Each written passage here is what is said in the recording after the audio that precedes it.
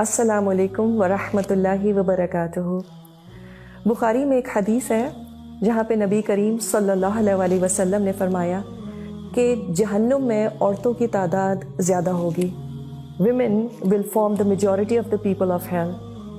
اس بات سے اکثر عورتیں بہت ڈسٹرب ہو جاتی ہیں اور وہ کہتی ہیں یہ کیسے ہو سکتا ہے، ہم اتنا کچھ کرتے ہیں اپنے خاندانوں کے لیے اور ہم پھر بھی جہنم میں سب سے زیادہ ہوں گے۔ اس ایشو کو ڈیل کرنے کے لیے دو طریقے ہیں۔ ایک تو یہ کہ اس حدیث کو کسی طرح سے میں غلط ثابت کر دوں، trying to find some kind of flaw in this because according to my logic it doesn't make sense. How dare attitude. دوسرا طریقہ یہ ہے کہ میں اس بات پر فکر کروں کہ آخر ایسا کیوں ہے۔ Why will most women end up in hell؟ تو ہمیں نبی کریم صلی اللہ علیہ وسلم نے اس کی وجوہات بھی بتا دی، اور ایک وجہ یہ ہے کہ عورتیں شوہروں کی شکر گزار نہیں ہوتی، they're not grateful to their husbands۔ اب سوال یہ پیدا ہوتا ہے کہ کس بات کا شکر؟ یہ کہ وہ مجھے مارتے نہیں ہیں دوسرے مردوں کی طرح، یا مجھے صبح شام کھانا کھانے کو دیتے ہیں، مجھے کپڑے بنانے دیتے ہیں، یہ تو سب میں خود بھی افورڈ کر سکتی ہوں۔ کیا مجھے جہنم میں اس لیے پھینکا جائے گا؟ تو پھر میں کیا کر سکتی ہوں؟ سوال یہ پیدا ہوتا ہے کہ کیا آپ کے شوہر صرف ایک بریڈ ونر کی ذمہ داری ہی پوری کرتے ہیں؟ کیا انہوں نے کبھی آپ کی پریشانی میں آپ کو اچھا مشورہ نہیں دیا؟ کیا انہوں نے کبھی آپ کی بیماری میں آپ کا سر نہیں دبایا، آپ کا خیال نہیں رکھا؟ یا آپ تھکی ہوئی ہو تو شاید آپ کو پانی لا کے دے دیا ہو، آپ کے لیے کافی بنا دی ہو، کچن میں آ کر ذرا ہاتھ بٹا دیا ہو؟ کچھ نہیں تو ساتھ آ کر کھڑے ہو گئے ہوں just to give you company. بچے جب تنگ کر رہے ہوں تو ان کو سمجھایا ہو کہ دیکھو mama does a lot for you, be nice to her. شاید بیچ رات میں کبھی آپ کی طبیعت خراب ہو گئی ہو اور وہ اٹھ کر فارمیسی سے آپ کے لیے دوا لے آئے ہو۔ شاید گھر کی کبھی انہوں نے گروسری کر دی ہو، اور یہ بھی ہو سکتا ہے کہ ایک آدھ دفعہ گروسری بیگ میں سے آپ کی فیوریٹ چاکلیٹ نکل آئی ہو۔ کیا کبھی ایسا نہیں ہوا کہ گھر میں کھانا ہونے کے باوجود انہوں نے کہا ہو چلو let's go out for dinner? کیا یہ کبھی نہیں ہوا کہ گھر کی چھوٹی موٹی چیزیں، کوئی نل کا خراب ہو گیا ہو اور انہوں نے اپنا آدھا سنڈے اس کو ٹھیک کرنے میں لگا دیا ہو؟ اور کیوں؟ کیونکہ آپ کو پریشانی ہو رہی تھی۔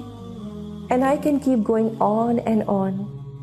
ہاں، یہ بالکل ہو سکتا ہے کہ یہ تمام باتیں آپ کے شوہر نہ کرتے ہوں، سب شوہر اتنے ایکسپریسو نہیں ہوتے، تب بھی اگر ہم ان کی زندگیوں کو دیکھیں تو عام طور پر صبح سے شام تک وہ جو اتنی محنت کرتے ہیں کس کے لیے کرتے ہیں؟ اور کیا یہ آسان ہے؟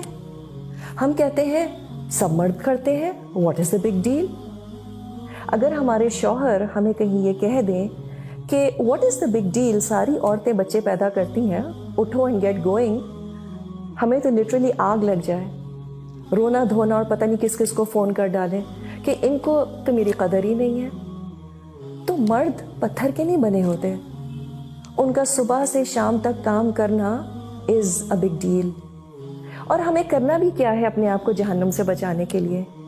ایک لفظ اپریسیشن کا، تھینک یو سو مچ، بس دیٹس آل اللہ ایکسپیکٹس فرام اس۔ جب وہ گھر آتے ہیں تو چائے پوچھ لی، کچھ پلیزنٹ باتیں کر لی، کبھی کبھی کچھ بھی کرنے کی ضرورت نہیں ہوتی، بس اپنا سارا کام چھوڑ کے ذرا حال حلیہ ٹھیک کر کے ان کے پاس بیٹھ جائیں جا کر، اور اس کی عادت بچوں کو بھی ڈالیں۔ کبھی مائیں پکنک وغیرہ پر اپنے بچوں کے ساتھ کرکٹ کھیلنے کی کوشش کرتی ہیں، تو میں تو ایٹ لیسٹ اپنے بچوں کو کہتی ہوں دیکھو ایزی بال کرانا پلیز۔ اللہ سبحانہ تعالیٰ is so merciful to us women. He knows us too well. Sometimes he gives us such easy balls to play. مگر ہمارا سارا فوکس کس بات پہ ہوتا ہے؟ But why؟ تھوڑا سا ذرا how بھی دیکھ لیں۔ It can't get easier than this. And to think of it، اللہ نے چھوٹی چھوٹی باتوں میں ہم عورتوں کے لیے اتنے بڑے بڑے ریوارڈز رکھے ہیں۔ اللہ کو ٹرسٹ کر کے تو دیکھیں۔ It's all about how we perceive his commands. So the trick is to forget about why and focus on how. It doesn't get simpler than this.